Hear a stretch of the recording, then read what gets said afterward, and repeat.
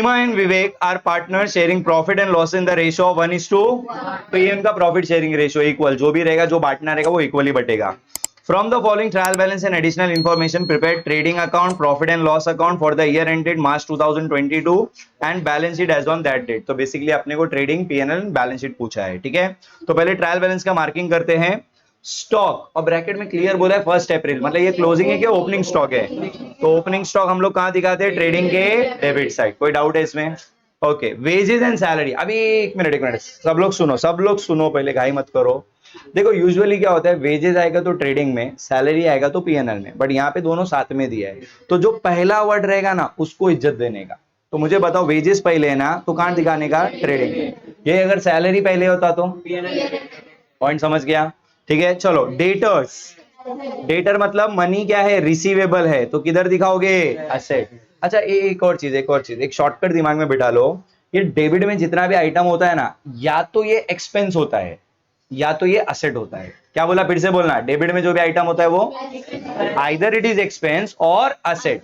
Credit में जो भी आइटम होगा आइदर इनकम और लाइबिलिटी. ठीक है, इससे थोड़ा सा गलती करने से बच जाओगे. फिर उसके बाद बैड डेट्स. बोलो किधर दिखाओगे? PNL debit. अच्छा, और एक चीज याद रखना, सुनो. ट्रायल बैलेंस में जो बैड डेट्स होता है ना उसको हम प्यार से ओल्ड बैड डेट्स बोलते हैं. क्या बोलते हैं? Old bad debt. और ओल्ड वाला बैड डेट्स डायरेक्ट पीएनएल में जाता है. देन उसके बाद परचेजेस. Motor car. भाई मोटर कार मतलब प्रॉपर्टी है ना, तो असेट. सेल्स रिटर्न, इसको आप सेल्स में से माइनस कर दोगे. फिर उसके बाद building, bank balance, advertisement, PNL. मैं शॉर्ट में पी और डी लिख रहा हूं, मतलब पीएनएल के डेबिट साइड. अच्छा, इसके ब्रैकेट में कुछ तो बोला है, मजाक है, बाद में देखेंगे, अभी टेंशन नहीं लेने का. Next, audit fees. देखो ऑडिट फीस समझते हैं ना, जो अकाउंट्स लिखता है अकाउंटेंट, ठीक है, तो उसका वेरिफिकेशन भी तो करना होता है ना. अब वेरिफिकेशन खुद तो अकाउंटेंट करेगा नहीं, वो चार्टर्ड अकाउंटेंट लोग करके देते हैं. तो वो फ्री में करके देगा क्या? वो फीस लेता है. That fees is called as what? Audit fees. वो जो ऑडिट होता है उसको बोलते हैं चेकिंग एंड वेरिफिकेशन. क्या बोलने का उसको? उसके लिए जो फीस पे करते हैं that is called as audit fees. तो ये कहीं से भी फैक्ट्री से रिलेटेड है क्या? या परचेज ऑफ गुड से रिलेटेड है क्या? नहीं. तो ये किधर आएगा? पीएनएल में. Printing and stationery, PNL debit. चलो इधर आ जाओ. कैपिटल. कैपिटल देखो, again I am repeating, capital आप चाहो अलग से अकाउंट भी बना सकते हो. हम इसको डायरेक्टली बैलेंस शीट के लाइबिलिटी में शो कर देंगे. डायरेक्टली किधर शो करेंगे?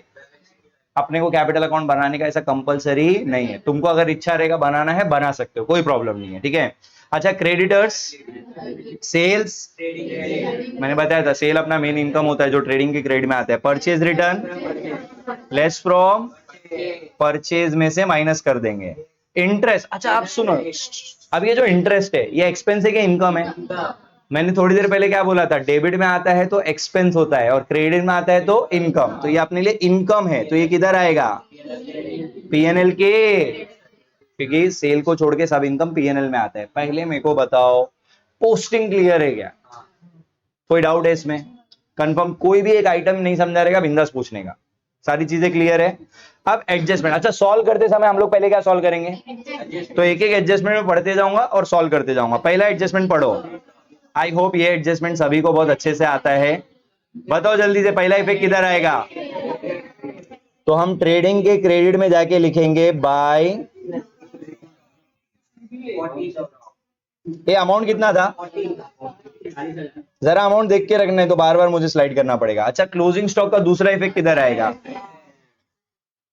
बैलेंस शीट के कितना? चलो नेक्स्ट एडजस्टमेंट देखो. अच्छा, एक और चीज बता दूं, अभी रिवीजन चल रहा है तो ये सारे पॉइंट्स आपको क्लियर होना चाहिए. कभी कभी क्लोजिंग स्टॉक का है ना, कॉस्ट प्राइस और मार्केट प्राइस दोनों देगा. कौन सा लेने का? ना कॉस्ट देखने का ना मार्केट देखने का. Which ever is lower, which ever is lower. Point समझाना. क्या देखने का? Which ever is lower. ठीक है. अच्छा चलो, अब क्लोजिंग स्टॉक के बाद दूसरा एडजस्टमेंट क्या है? डेप्रीशिएट बिल्डिंग 5% और दूसरा मोटर कार. चलो पहले जाके बिल्डिंग ढूंढो ना ऊपर जरा. मिला क्या बिल्डिंग? है ना. तो और उस पे परसेंटेज कितना है? तो जाके पहले असेट साइड पे हम लोग लिखेंगे, बट इसको इनर कॉलम में तुमको लिखना पड़ेगा, समझा ना. और उसमें से लेस करेंगे डेप्री 5% निकालो जरा इसका, कितना आ रहा है? 3000। जल्दी निकालो यार। 37 माइनस करके बताओ कितना बचेगा।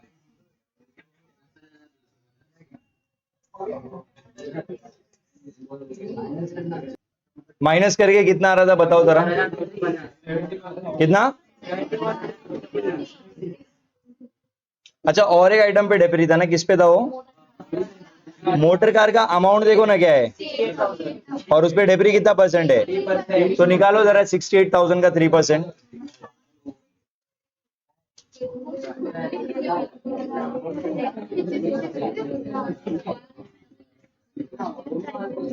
जल्दी। 20। जरा माइनस करके बताओ कितना बचेगा, जल्दी जल्दी जल्दी, ये सब काम थोड़ा फटाफट करना। 2040 माइनस करो जल्दी से।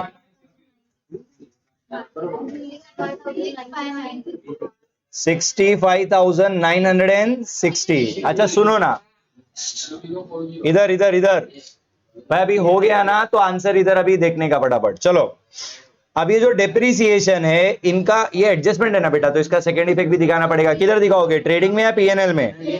तो ये देखो, मैंने तुम्हारे अंडरस्टैंडिंग में यहाँ पे लाइन बना के रखा है, ये लाइन के नीचे तुम्हारा पीएनएल स्टार्ट हो जाएगा, ठीक है? तो पीएनएल के डेबिट में हम क्या लिखेंगे? To depreciation. और एक चीज बच्चा, ये शॉर्टकट वगैरह है ना, सिर्फ मेरे को अलाउड है, आपको एग्जाम में पूरा पूरा डेप्रीसिएशन लिखना पड़ेगा और उसको प्यार से अंडरलाइन करना पड़ेगा, ठीक है? अब बताओ डेप्री किस पे था? खाली डेप्रीसिएशन बस हो गया। क्या आप बोलो जल्दी से, पहला क्या था? बिल्डिंग पे कितना था? 37। फिर दूसरा डेप्री किस पे था? मोटर कार पे कितना था? 20। जरा इसका टोटल करो।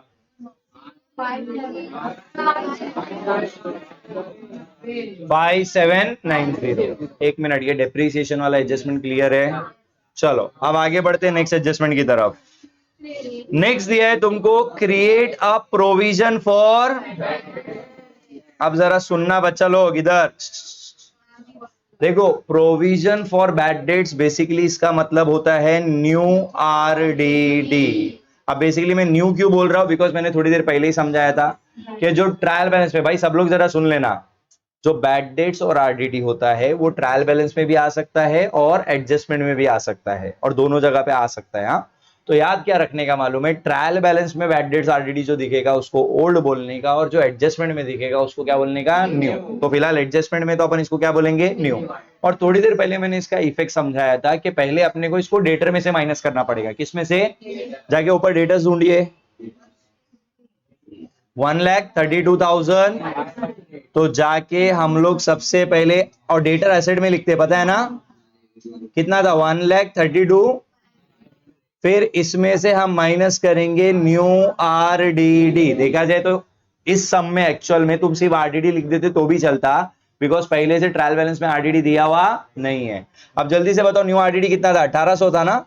माइनस करके बताओ बचेगा कितना? 1,30,700, ठीक है? अच्छा, अगर न्यू बैड डेट्स होता तो आप पहले क्या माइनस करते हैं? फिर बाद में न्यू आरडीडी, ठीक है? फिलहाल तो सिर्फ न्यू आरडीडी था।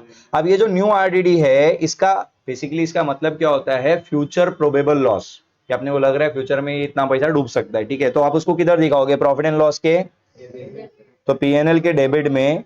अब वहां पे एक फॉर्मूला याद रखने को मैंने बोला था, old bad debts plus new bad debts plus new RDD minus old RDD ऑन नो। जरा साथ में फिर से बोलना, पहले क्या आएगा? Old bad debts plus new bad debts plus new RDD minus old RDD. अब जो आइटम इसके चारों में से नहीं है ना, उसको स्किप कर देने का, ठीक है? अब पहला मेरे को बताओ, ओल्ड बैड डेट्स किधर से मिलेगा? ढूंढो, है क्या? क्वेश्चन तुम्हारे पास है ही नहीं ना। चलो ओल्ड बैड डेट्स देखो कितना है ना बेटा बच्चा? तो यहाँ पे हम लिखेंगे ओल्ड बैड डेट्स कितना था? अच्छा, न्यू बैड डेट्स है क्या?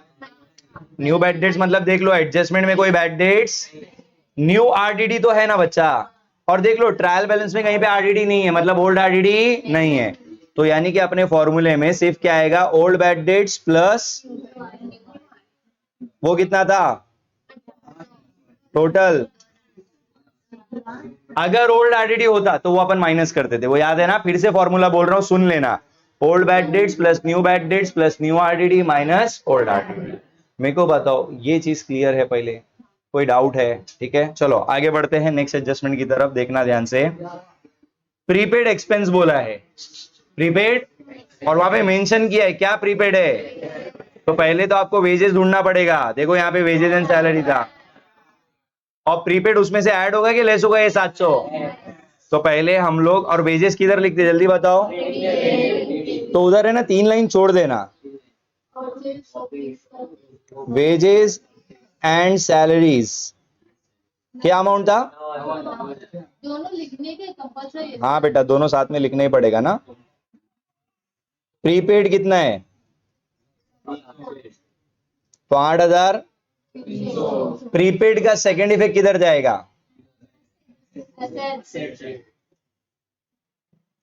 प्रीपेड वेजेस कितना था 700।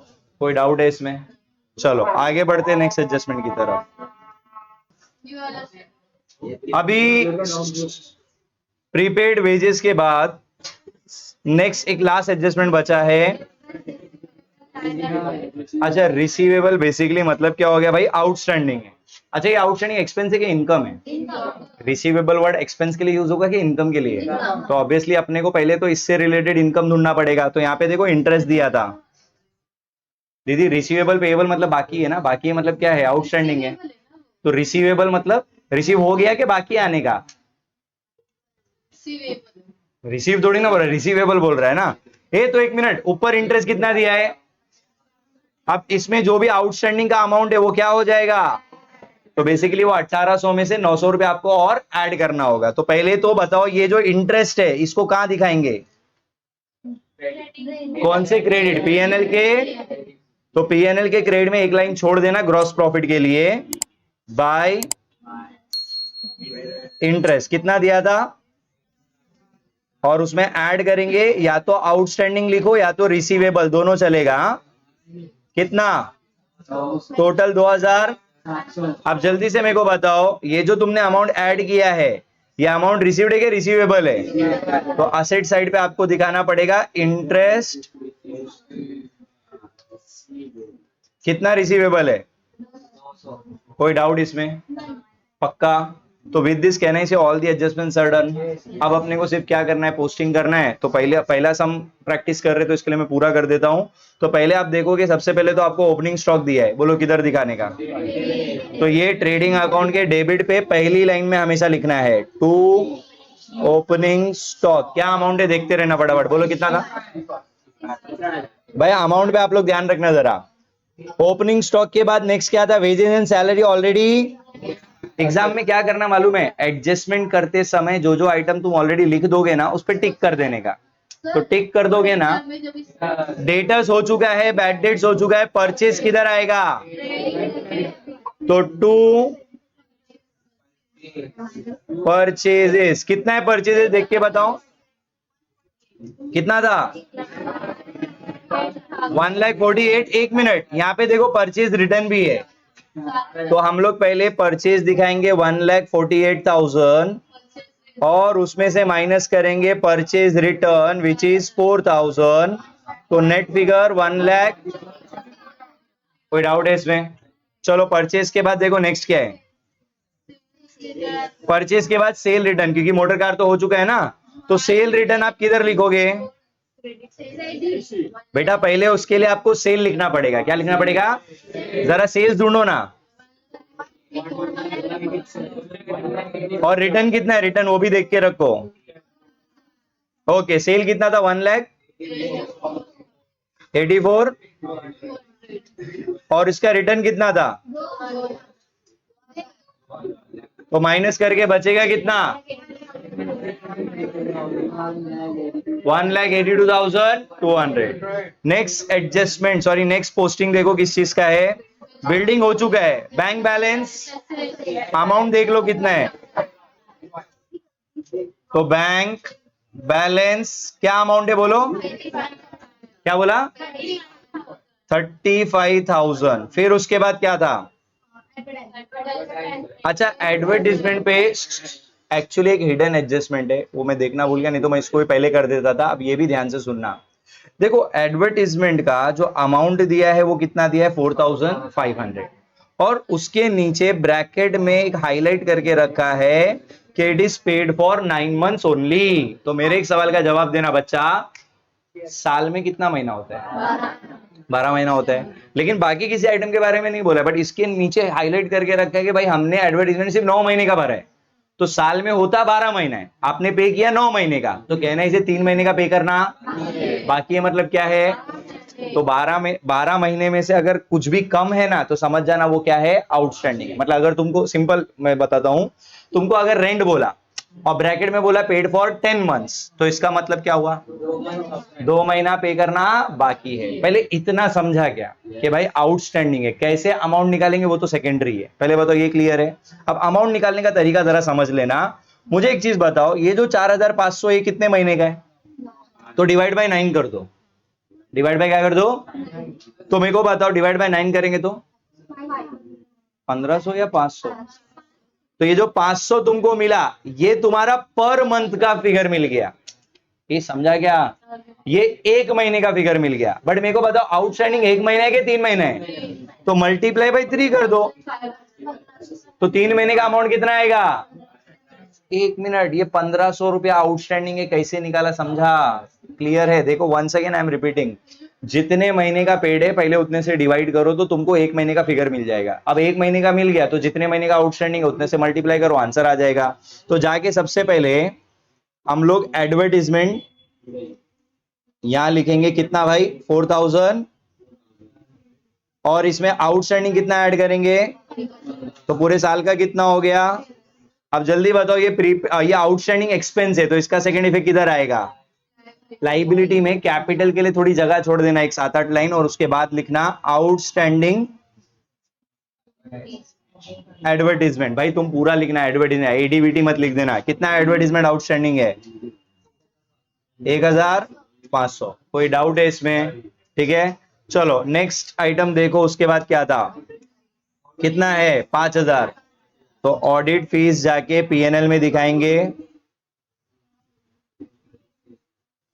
5,000। ये उसके बाद दूसरा आइटम भी देखा था ना, प्रिंटिंग एंड, कितना था वो? देख लो, 3,000 था वो। प्रिंटिंग एंड स्टेशनरी के बाद नेक्स्ट क्या है? भाई कैपिटल है ना पहले तो कैपिटल किधर दिखाओगे? तो यहाँ पे कैसे लिखना है भाई? इसका प्रेजेंटेशन देख लेना। पहले आपको टकले पे हेडिंग देना पड़ेगा, पार्टनर्स कैपिटल अकाउंट। ठीक है, पूरा लिखना पार्टनर्स। ठीक है, अब पहले पार्टनर का नाम क्या था? देख लो देख लो, सीमा। और दूसरा? तो पहले आपको सीमा का कैपिटल लिखना है, कितना था? 1 लाख। और फिर थोड़ी जगह छोड़ देना है, बिकॉज सीमा का अगर कोई ड्राइंग है तो वो सीमा में से माइनस होगा, कोई नेट प्रॉफिट है तो वो ऐड होगा, नेट लॉस है तो वो माइनस होगा। तो एक थोड़ा जगह छोड़ के फिर हम लोग लिखेंगे। दूसरी पार्टनर कौन थी? हाँ, कौन था? विवेक का कितना कैपिटल था? 1,20,000 था ना? ओके। तो भाई कैपिटल कैसे शो करना है समझा? अगेन आई एम रिपीटिंग, दोनों में गैप क्यों रखा है समझा ना? बिकॉज रिस्पेक्टिव पार्टनर का जो भी नेट प्रॉफिट है, जो भी नेट लॉस है, जो भी ड्रॉइंग है, वो सब उसमें से एडजस्ट करना है इसके लिए। ठीक है, इंडिविजुअल कैपिटल में से। चलो नेक्स्ट देखो, उसके बाद क्या था? क्रेडिटर्स कितना है? 70। किधर दिखाओगे? 78। उसके बाद क्या था? सेल्स हो चुका है ना, परचेज रिटर्न भी हो गया, इंटरेस्ट भी हो गया, तो कहने से विद दिस अपना सारा पोस्टिंग भी खत्म हो गया। ठीक है, अब लास्ट क्या बचा? तुम्हारा फेवरेट काम, बैलेंसिंग। बराबर ना? बैलेंसिंग करते हैं फटाफट, जरा फटाफट बताओ।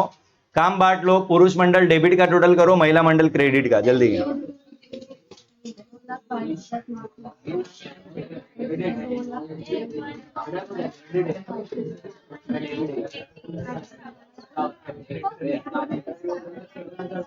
इसका नहीं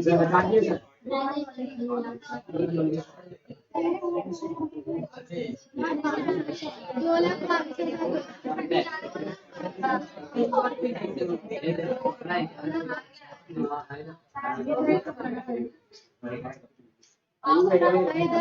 भाई बोलो, क्रेडिट का कितना आया?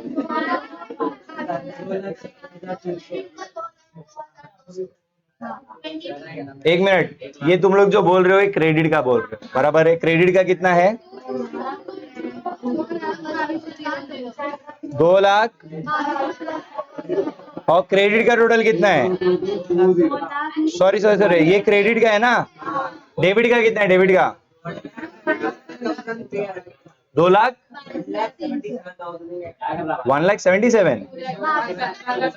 भाई सुनो सुनो, 65,000 था, 144 था, और 2,17,300। एक मिनट, अमाउंट समझा ना? अब इसका जरा डिफरेंस भी निकालो।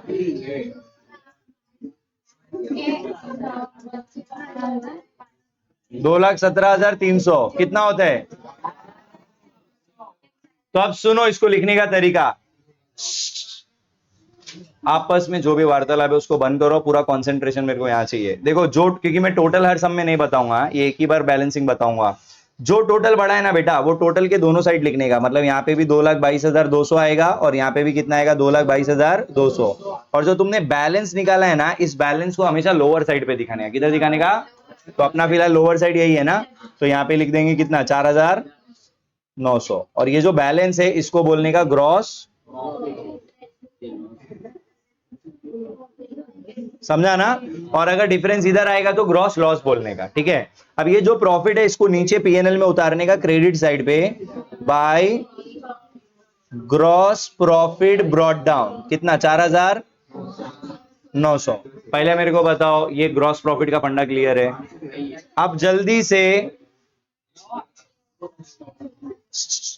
पीएनएल को क्लोज करो फटाफट। 7,000। ये ऑब्वियसली इसका है ना, कौन सा साइड ज्यादा है? डेबिट ज्यादा दिख रहा है ना इसका। जल्दी बोलो, डेबिट में कितना है?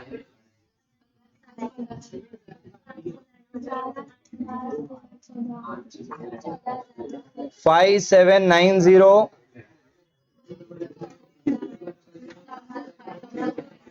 6,000, 5,000 और कितना हो गया? 22,500। एंड क्रेडिट टोटल तो तुमने ओरली निकाल लिया होगा, बोलो कितना आता है? क्रेडिट टोटल कितना आता है? 7,000। तो अब इसमें से 7,600 अगर माइनस करोगे तो कितना बचेगा? तो मुझे एक चीज बताओ, ऑब्वियसली कौन सा टोटल इस बार बढ़ा है? 22,590, 22,000। अब बताओ इसका जो बैलेंस बचा है, ये हायर साइड आएगा कि लोअर साइड? तो इस बार तुम्हारा क्रेडिट इज लोअर, समझा ना? तो 14,900 पॉइंट क्लियर है? अच्छा मुझे ये बताओ, ये जो तुमने निकाला है ये प्रॉफिट है कि लॉस है? और ये फाइनल लॉस है, तो इसके सामने हम लोग क्या लिखेंगे? By net loss. पॉइंट समझा ना? और ये जो भी लॉस है ये एक पार्टनर को मिलेगा या दोनों को बांटना पड़ेगा? यानी कि कौन कौन था पार्टनर? सीमा और and they were equal partner ना, तो आधा आधा बांट दो, यानी कि डिवाइड बाय 2 कर दो। बोलो कितना होता है? 7,495। एक मिनट, ये समझा? अब इसके बाद एक और पॉइंट याद रखना कि अगर नेट प्रॉफिट आता है तो कैपिटल में ऐड होगा, और नेट लॉस आएगा तो कैपिटल से माइनस होगा। फिलहाल क्या हुआ है, तो यहां से हम लेस करेंगे नेट लॉस। कितना? और इसमें से भी माइनस करेंगे नेट 7,4। चलो जल्दी से माइनस करो। 1,60,000 माइनस 7,495 कितना बचेगा?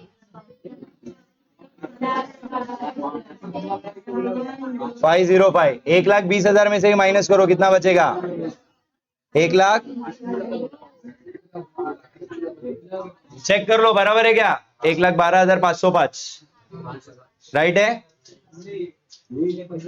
अब इसमें जरा असेट साइड तुम लोग चेक करो, जरा टोटल निकाल के दो असेट का।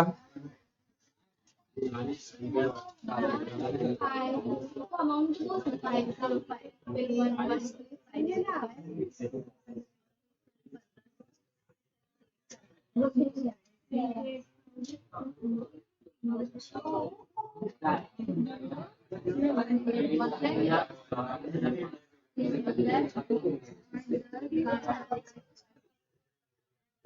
चेक करो असेट का टोटल जल्दी जल्दी।